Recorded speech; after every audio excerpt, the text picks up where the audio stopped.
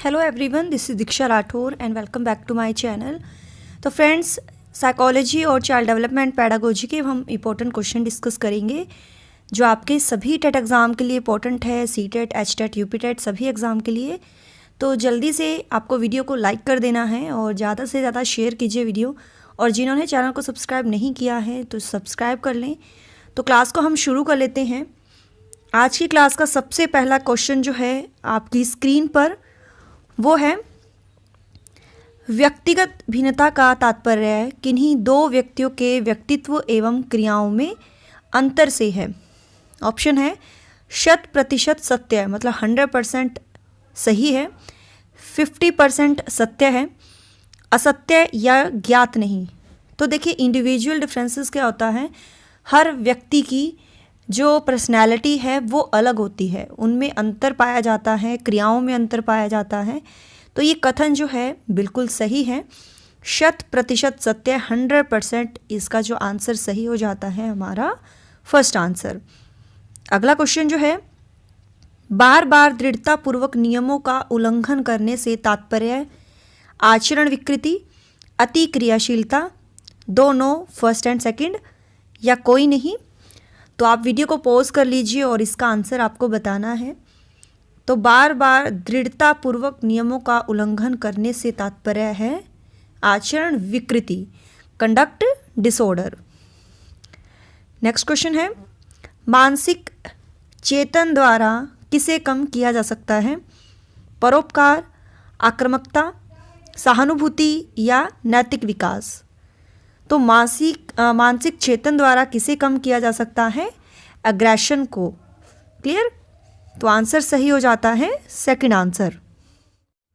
Next question is, समस्यात्मक बालक किसे कहते हैं, कुसमायोजित को, निम्न बुद्धि लब्धि वालों को, एकांकी को, या समस्या समाधान करने वालों को। तो देखिए, समस्यात्मक बालक, जिन बच्चों को समस्या होती है ना, जो इन्वायरमेंट में एडजस्ट नहीं हो पाते हैं, कुसमायोजित बच्चों को जो है समस्यात्मक बालक कहा जाता है। फर्स्ट आंसर यहाँ पर सही हो जाता है। किस स्तर की बौद्धिक क्षमता होने पर बच्चों में समस्या व्यवहार पाया जाता है, त्रिबौद्धिक योग्यता, मंद बौद्धिक योग्यता, तीव्र एवं मंद बौद्धिक योग्यता, या कोई नहीं। तो आंसर यहाँ पर सही हो जाता है, देख लीजिए, आप वीडियो को पॉज कर लीजिए, और वो है किस स्तर की बौद्धिक क्षमता होने पर बच्चों में समस्या व्यवहार पाया जाता है। तो वो दोनों तरह के, तीव्र एवं मंद बुद्धि, जो बुद्धि लब्धि वाले बच्चे होते हैं उनको भी प्रॉब्लम आती है, और त्रिबुद्धि लब्धि वाले बच्चों को भी। ठीक है, तो आंसर सही हो जाता है हमारा थर्ड आंसर। अगला है, एक व्यक्ति का दूसरे से अंतर एक सार्वभौमिक घटना जान पड़ती है। कथन है पूरे, टेलर व बर्टलैंड, सिम्पसन या वुडवर्थ। तो ये कथन जो है ये है टेलर व बर्टलैंड। प्रतिभाशाली बालक 50% जो है मित्र बनाने की इच्छा रखते हैं, 80% धैर्यवान होते हैं, 96% अनुशासन प्रिय होते हैं। वह मानना है विटी, टीपीनन, स्पीयरमैन या विलफ। तो ये किसका मानना है, तो ये मानने वाले हैं विटी। क्लियर? अगला क्वेश्चन है, निम्न में से कौन सा विकल्प उपलब्धि में व्यक्तिगत भिन्नता का प्रतीक नहीं है, पूर्व अनुभवों में विभिन्नता, लिंग में विभिन्नता, रुचियों में विभिन्नता, या पूर्व निर्देशन में विभिन्नता। तो कौन सा विकल्प उपलब्धि में व्यक्तिगत विभिन्नता का प्रतीक नहीं है, तो वो नहीं है लिंग में विभिन्नता। ब्रेल लिपि से किसको पढ़ाना चाहिए, बहरों को, अंधों को, गूंगे को, या विकलांग को। तो ब्रेल लिपि से किसको पढ़ाना चाहिए, तो ये पढ़ाना चाहिए अंधों को। ठीक है। व्यक्तिगत विभिन्नता के आधार पर शिक्षा देने हेतु निम्न में से कौन सा विकल्प उपयुक्त है, बुद्धि के स्तर के आधार पर बालकों का कक्षा विभाजन, लिंग के आधार पर बालकों का कक्षा विभाजन, लिंग के आधार पर गृह कार्य में विभिन्नता, या बाल केंद्रित शिक्षण विधियों का प्रयोग। तो देखिए, क्वेश्चन में पूछा है कि व्यक्तिगत विभिन्नता के आधार पर, ठीक है, तो उसके बेस पर शिक्षा देने हेतु निम्न में से कौन सा विकल्प सबसे सही होगा, वो है कि हमें ना क्या करना है, इसमें पूछा है कि भाई बाल केंद्रित शिक्षण विधियों का प्रयोग करना है। ठीक है डियर, तो यहाँ पर आंसर जो है हमारा सही होगा 4th answer. Clear. Next question is अभिकर्मित अधिगम सामग्री में व्यक्तिगत विभिन्नता को ध्यान में रखना या रखा जाता है, इसकी पुष्टि इस बात में होती है कि विद्यार्थी अपनी गति से सीख सकते हैं, सामग्री बहुत रोचक होती है, सामग्री को आसान ढंग से प्रस्तुत किया जा सकता है, या सामग्री बहुत आकर्षक होती है। तो 11 का यहाँ पर आंसर सही हो जाता है कि भाई विद्यार्थी जो हैं वो अपनी गति से सीख सकते हैं। तो फर्स्ट आंसर यहाँ पर सही हो जाता है। आप वीडियो को पॉज कर लीजिए और क्विज क्वेश्चन आपको मिलेगा जिसका आंसर आपको कमेंट में देना है, और आफ्टर वीडियो में आपको नंबर दूंगी तो आप वहाँ पर कांटेक्ट कर सकते हो। क्लियर। रुचि होती है जन्मजात, अर्जित, दोनों या कोई नहीं। तो रुचि जो होती है, आपके जो इंटरेस्ट होते हैं, कुछ होते हैं आपके जन्मजात जो आप नेचुरली लेकर आते हो, कुछ होते हैं एक्वायर्ड मतलब जिनको आप अर्जित करते हो। तो दोनों तरह की होती हैं रुचियाँ। तो सेकंड आंसर भी सही है, फर्स्ट भी सही है, इट मीन्स आंसर सही हो जाता है हमारा दोनों। आदतें होती हैं जन्मजात, अर्जित, दोनों या कोई नहीं। तो देखिए आदत क्या होती है, जब आपको किसी चीज़ की आदत पड़ जाती है, जैसे कोई व्यक्ति ड्रिंक करता है तो वो बार बार मतलब जो है वो उसको बार बार पीना अच्छा लगता है, वो उसकी आदत बन जाती है, डेली वो ड्रिंक करता है। तो ऐसा तो नहीं है वो कि वो जन्मजात ये आदत लेके पैदा हुआ था, उसने वो आदत जो है अर्जित की है ना। तो जो आदत जो है हम समाज से अर्जित करते हैं वो होती हैं आदतें। कोई जन्मजात लेकर नहीं आता है आदतें को जो है अर्जित किया जाता है। तो सेकंड आंसर यहाँ पर सही होगा। अभिरुचि, चरित्र एवं मूल्यों का विकास किसके द्वारा करवाया जा सकता है? प्रशिक्षण से, आचरण से, शिक्षण से या अनुदेशन से? तो यहाँ पर आंसर सही हो जाता है, ये कराया जा सकता है। एप्टीट्यूड, करैक्टर, वैल्यूज़ का जो डेवलपमेंट है वो आचरण से कराया जा सकता है। ठीक है, सेकंड आंसर जो है यहाँ पर सही है। आत्म का केंद्रीय भाग है व्यवहार, व्यक्तिगत, बुद्धि या कोई नहीं। तो आत्म मतलब जो हमारा सेल्फ मतलब जो हम खुद हैं, उसका जो इंटरनल पार्ट होता है तो वो हम खुद होते हैं, जो हमसे जुड़ा होता है, जो व्यक्तिगत होता है, जो पर्सनल होता है ना। तो आत्म का केंद्रीय भाग है व्यक्तिगत, जिसको हम पर्सनल कहते हैं। जैसे हमारे पर्सनल पॉइंट ऑफ व्यू होते हैं तो वो हमारे व्यक्तिगत थॉट होते हैं, है ना। तो ये सेल्फ से जुड़े होते हैं। तो आंसर यहाँ पर सही होगा सेकंड आंसर। अभिवृत्ति मापन की सिमेंटिक डिफरेंशियल स्केल के प्रतिपादक हैं थ्रस्टन, ऑसगुड, किलपेट्रिक या लिकर्ट।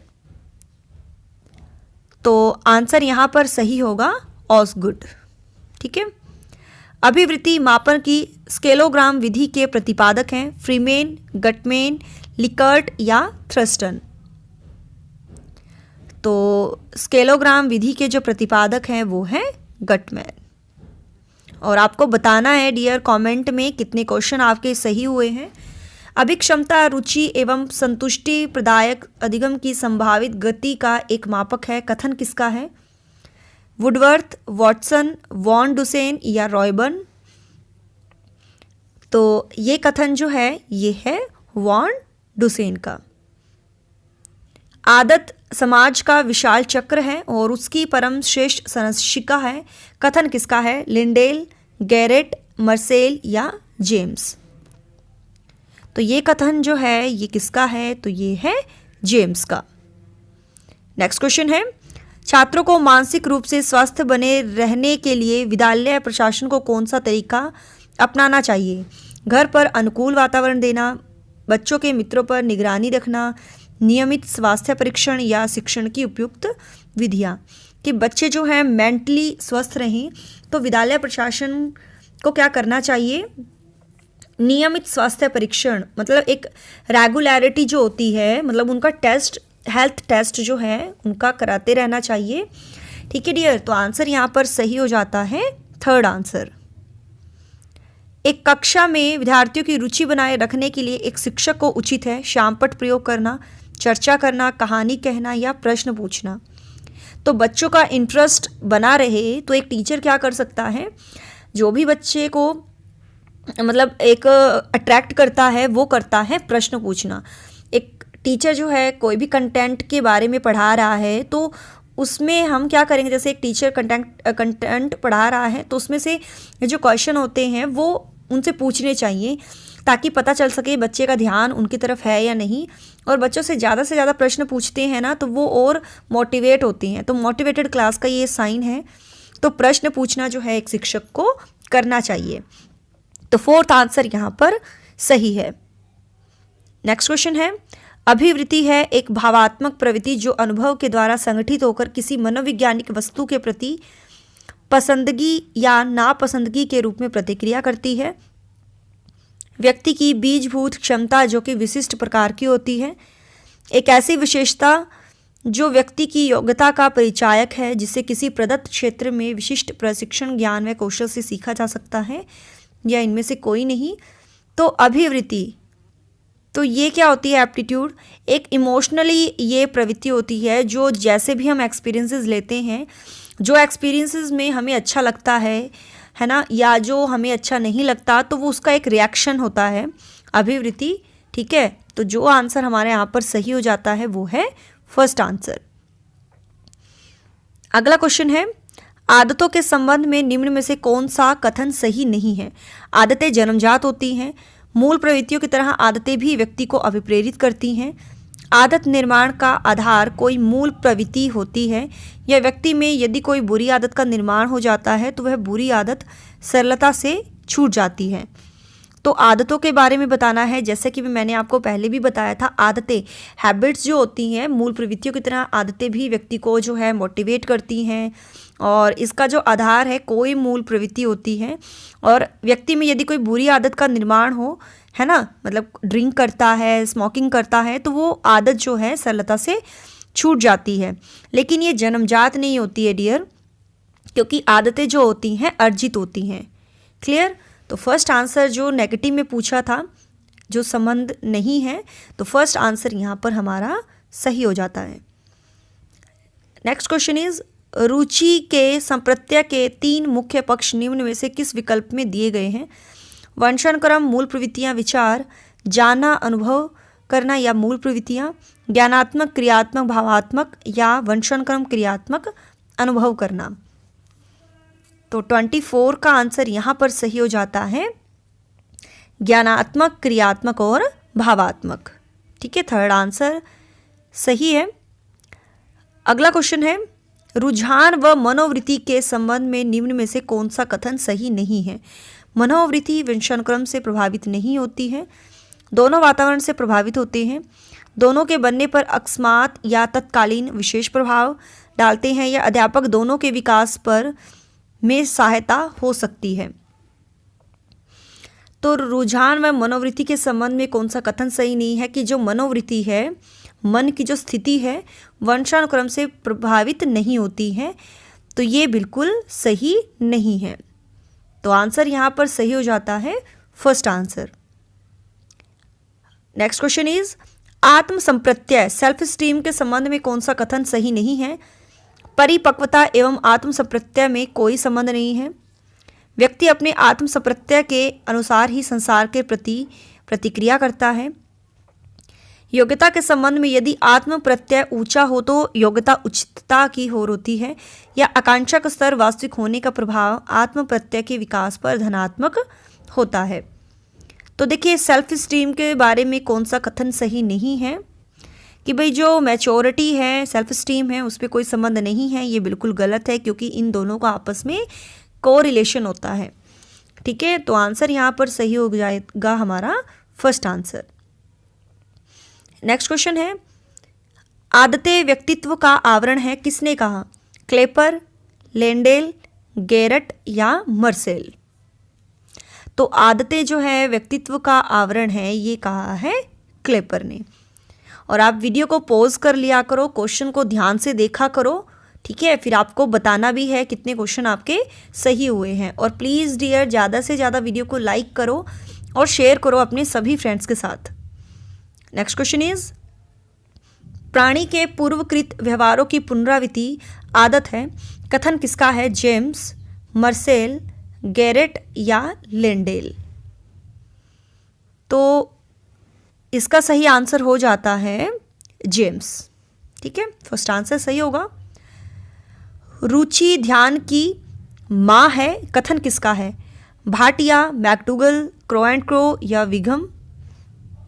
तो रुचि जो है ध्यान की माँ है, ये कथन जो है विलियम मैकडूगल का। सेकंड आंसर सही है। रुचि ज्ञानात्मक, क्रियात्मक व भावात्मक होती है, कथन किसका है? रॉस, भाटिया, फिट्ज या मैकडूगल?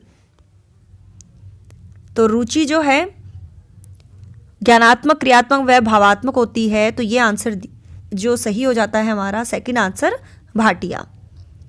अभिवृत्ति मापन की युग्म तुलनात्मक विधि किसने दी? थ्रस्टन, चेव, लिकर्ट या गटमैन? तो अभिवृत्ति मापन की युग्म तुलनात्मक विधि जो है ये किसने दी है? तो ये दी है थ्रस्टन ने। नेक्स्ट क्वेश्चन है, आत्म प्रत्यय के विकास में सहायक है लंबाई, भार, अभिप्रेरणा या बुद्धि? Self esteem. तो सेल्फ स्टीम में जो जुड़ा है वो आपका मोटिवेशन जुड़ा है, क्योंकि लंबाई, भार ये तो आपके ग्रोथ से रिलेटेड है। ठीक है, तो अभिप्रेरणा है सेल्फ स्टीम से जुड़ी हुई, तो आंसर यहाँ पर सही हो जाएगा थर्ड आंसर।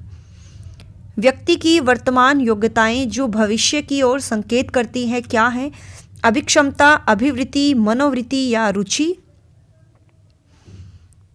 तो व्यक्ति की वर्तमान योग्यताएं जो भविष्य की ओर संकेत करती हैं तो वो कहलाती है अभिक्षमता।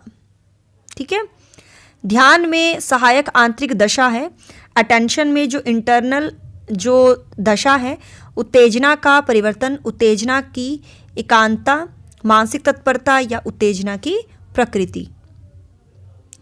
तो जब तक हम मेंटली प्रिपेयर नहीं होंगे तब तक हमारा ध्यान जो है वो एक काम पर केंद्रित नहीं होगा। तो इंटरनली जो दशा है वो है मानसिक तत्परता। तो मेंटली हमें, मानसिक रूप से हमें पहले तैयार होना पड़ेगा किसी भी काम पर फोकस करने के लिए। क्लियर? आदत निर्माण में सबसे महत्वपूर्ण भूमिका किसकी होती है? अभिभावक की, शिक्षक की, सहपाठियों की या उपरोक्त सभी की? तो आदत निर्माण में तीनों की ही भूमिका होती है, चाहे वो उसके पेरेंट्स हो, टीचर हो, क्लासमेट्स हो। तो फोर्थ आंसर यहाँ पर सही है। विद्यार्थियों की अभिवृत्तियों में परिवर्तन के लिए किस विधि का प्रयोग अध्यापक को नहीं करना चाहिए? दबाव से किसी बात या विचार के लिए राजी करना, किसी विचार को दोहराना तथा दृढ़तापूर्वक व्यवहार करना, किसी प्रशंसनीय व्यक्ति द्वारा समर्थन एवं स्वीकृति या संदेश के साथ साहचर्य स्थापित करना? तो आंसर क्या सही होगा यहाँ पर? तो 36 का आंसर सही हो जाता है दबाव से किसी बात या विचार के लिए राजी करना। तो फर्स्ट आंसर यहाँ पर सही है। नेक्स्ट क्वेश्चन जो है, निम्नलिखित में से कौन सा कथन रुचि के बारे में सत्य नहीं है? रुचियाँ जन्मजात व अर्जित दोनों होती हैं। रुचियाँ समय के अनुसार बदलती हैं। रुचियाँ योग्यताएं एवं अभिक्षमताओं से संबंधित नहीं होती। या रुचियाँ व्यवहार में आकर्षण एवं निष्कर्षण के प्रतिबिंब नहीं है। तो रुचि के बारे में जो सत्य नहीं है, देखिए आपको पता है रुचियाँ जो हैं जन्मजात और अर्जित दोनों होती हैं और अकॉर्डिंग टू टाइम ये बदलती भी हैं। और रुचियाँ योग्यताओं और अभिक्षमताओं से इनका कोई संबंधित ये नहीं होती हैं, तो बिल्कुल सही है। और रुचियाँ व्यवहार में आकर्षण व निष्कर्षण के प्रतिबिंब नहीं है, बिल्कुल गलत है, क्योंकि हमारा इंटरेस्ट उसमें होगा जो हमें अट्रैक्ट करेगी या हम जिसकी तरफ अट्रैक्ट होंगे, है ना। जिसकी तरफ हम अट्रैक्ट नहीं होंगे तो हमारा इंटरेस्ट नहीं होगा। तो प्रतिबिंब नहीं है वो गलत है, क्योंकि प्रतिबिंब है ये। तो जो कथन सत्य नहीं है वो हमारा है फोर्थ आंसर। अभिरुचि का अर्थ होता है व्यक्ति की योग्यताओं एवं विशेषताओं का योग, अच्छी आदतों का समूह, अनुशासनहीन बने रहने की जिद या मूल प्रवृत्तियों का आधिक्य। तो अभिरुचि का अर्थ जो है यहाँ पर व्यक्ति की योग्यताओं एवं विशेषताओं का योग। क्लियर? मनोवृत्ति के विकास के संबंध में निम्न में से कौन सा विकल्प सही नहीं है? मनोवृत्तियों के विकास पर शारीरिक स्वास्थ्य का प्रभाव पड़ता है। मनोवृत्तियां वंशानुक्रम से प्रभावित होती हैं। अध्यापक इनके विकास में बालकों की सहायता कर सकते हैं या भावनात्मक विकास का इसके विकास पर प्रभाव पड़ता है। तो मनोवृत्ति के बारे में बताना है तो मनोवृत्ति जो है, जैसे कि मैंने कहा है, वंशानुक्रम से प्रभावित नहीं होती है। ठीक है डियर, तो सेकंड आंसर जो है यहाँ पर हमारा सही होगा। उच्च स्व प्रत्यय की सांकेतिक विशेषता है दिव्य स्वप्न मतलब डे ड्रीमिंग, दिन में सपने लेना, आत्मविश्वास की कमी, उच्च बुद्धि या उच्च अभिक्षमता। तो देखिए, उच्च स्व प्रत्यय हाई सेल्फ स्टीम की जो सांकेतिक विशेषता है वो है उच्च अभिक्षमता। फोर्थ आंसर जो है यहाँ पर सही है। आत्म प्रत्यय से तात्पर्य व्यक्ति के अपने व्यवहार, योग्यताओं एवं विशेषताओं का मूल्यांकन व अभिवृत्तियों की समग्रता से है। यह परिभाषा है गेल साइमंड्स इंसाइक्लोपीडिया ऑफ साइकोलॉजी या गिब्स। तो ये डेफिनेशन जो है ये दी है इंसाइक्लोपीडिया ऑफ साइकोलॉजी। एक बच्चा जिसकी उपलब्धि छठी कक्षा तक अच्छी थी, 7वीं कक्षा में उसकी उपलब्धि बहुत कम रहने लग गई। वह बच्चा है मंदबुद्धि, धीमी गति से सीखने वाला, शैक्षिक रूप से पिछड़ा या मूड। तो छठी तक तो अच्छी थी, 7वीं में कम रहने लगी है उसकी जो अचीवमेंट है, तो वो एजुकेशनल पॉइंट ऑफ व्यू से जो है पिछड़ गया है। तो आंसर यहाँ पर सही होगा थर्ड आंसर। बच्चे की जिज्ञासा शांत करनी चाहिए जब शिक्षक फुर्सत में हो, जब विद्यार्थी फुर्सत में हो, कुछ समय पश्चात या तत्पश्चात, तत्काल जब विद्यार्थी द्वारा जिज्ञासा की गई हो। अगर एक बच्चा जो है टीचर से क्वेश्चन पुट करता है क्योंकि उसकी क्यूरियोसिटी होती है जानने की आसपास की, तो जब भी बच्चा टीचर से सवाल पूछता है तो टीचर को उसका जो आंसर है वो तभी की तभी देना चाहिए ताकि उसकी जो क्यूरियोसिटी है वो शांत हो सके, उसको सेटिस्फाई कर सके एक टीचर। ठीक है, तो आंसर यहाँ पर सही होगा फोर्थ आंसर। विशिष्ट बालकों के अंतर्गत निम्नलिखित में से कौन सा बालक आता है? पिछड़ा बालक, प्रतिभाशाली बालक, मंदबुद्धि बालक या उपरोक्त सभी? तो देखिए, विशिष्ट बालकों में चाहे बच्चा बैकवर्ड बच्चा हो, पिछड़ गया है, मंदबुद्धि है, प्रतिभाशाली है, तो तीनों ही कैटेगरी के बच्चों को विशिष्ट बालकों की कैटेगरी में रखा गया है। तो आंसर यहाँ पर सही होगा फोर्थ आंसर। एक छात्र जो हमेशा नई नई जानकारियों के लिए स्रोतों की खोज करता रहता है, वह शिक्षक व सहपाठियों से तर्क वितर्क करता रहता है, उसे होता है समस्यात्मक बालक, औसत बालक, प्रतिभाशाली बालक या हट्टी बालक। तो 45 का आंसर सही हो जाता है प्रतिभाशाली बालक। निम्नलिखित में से कौन सा कारक मंदबुद्धि बालकों के लिए आवश्यक नहीं है? सीखने की मंद गति, शारीरिक दोष, अमूर्त चिंतन का अभाव या मौलिकता। तो 46 का आंसर बताइए, और यहां पर आंसर सही हो जाता है मौलिकता। नेक्स्ट क्वेश्चन है, प्रत्येक विद्यार्थी स्वयं में विशिष्ट है, इसका अर्थ है कि कोई भी दो शिक्षार्थी अपनी योग्यताओं, रुचियों और प्रतिभाओं में समान नहीं होते हैं। शिक्षार्थियों में न तो समान विशेषताएं होती हैं और न ही उनके लक्ष्य समान होते हैं। सभी विद्यार्थियों के लिए एक समान पाठ्यचर्या संभव है या एक विषय रूपी कक्षा में शिक्षार्थियों की क्षमताओं को विकसित करना असंभव है। तो प्रत्येक विद्यार्थी स्वयं में विशिष्ट है, इसका अर्थ है कि कोई भी दो शिक्षार्थी अपनी योग्यताओं, रुचियों और प्रतिभाओं में समान नहीं होते, हर बच्चा विशिष्ट होता है। ठीक है, व्यक्तिगत विभिन्नताओं से संबंधित कौन सा कथन सही है? यदि विद्यार्थियों का बुद्धि स्तर समान है तब भी बुद्धि उपलब्धि में विभिन्नता हो सकती है। सभी बालकों में कुछ भी समानता नहीं होती है। व्यक्तिगत विभिन्नताओं के वक्र खींचकर दिखाने पर वह एक दिशा की ओर झुक जाता है। यह व्यक्तिगत विभिन्नता वंशानुक्रम के अनुसार होती है। तो जो कथन सही है वो है कि यदि विद्यार्थियों का बुद्धि स्तर समान है तब भी उपलब्धि में विभिन्नता हो सकती है। अगला क्वेश्चन है, मानसिक रूप से पिछड़े बालकों के लिए निम्न में से कौन सी व्यू रचना कार्य करेगी? कार्यों को मूर्त रूप से समझना, विद्यार्थियों को लक्ष्य निर्धारित करने के लिए प्रोत्साहित करना, स्व अध्ययन सेल्फ स्टडी के अवसर प्रदान करना या सहायता के लिए बाहर के संसाधनों को प्राप्त करना। तो 49 का आंसर यहाँ पर है कार्यों को मूर्त रूप से समझना। और इसका आंसर आप सभी को कमेंट में देना है। निःशक्त बच्चों के लिए समय की शिक्षा की केंद्रीय प्रायोजित योजना का उद्देश्य फिल करना है। में निःशुल्क को शैक्षिक अवसर उपलब्ध कराना है। नियमित विद्यालयों में, विशेष विद्यालयों में, मुक्त विद्यालयों में या ब्लाइंड रिलीज एसोसिएशन के विद्यालयों में। तो इसका आंसर आप सभी को कमेंट में करना है। ये आपका क्विज का क्वेश्चन है। ठीक है डियर, तो ये हमारे 50 मोस्ट इंपॉर्टेंट क्वेश्चन थे। आपके कितने सही हुए हैं वो आप कमेंट में ज़रूर बताइएगा। और जो भी आपके डाउट होंगे तो आप मुझे मैसेज कर सकते हो ऑन व्हाट्सएप। ये नंबर है 8295024375। तो यहाँ आप कांटेक्ट कर सकते हो। एक बार मैं अच्छी तरह से लिख देती हूँ। ठीक है डियर, तो यहाँ आप मैसेज कर दीजिए। आप जो भी पूछना चाहते हो यहाँ पर पूछ सकते हो। ठीक है, तो मिलते हैं नेक्स्ट क्लास में। So thanks for watching my video. Do like, share and subscribe my YouTube channel. Till then bye bye, रब रखा। जय भोलेनाथ।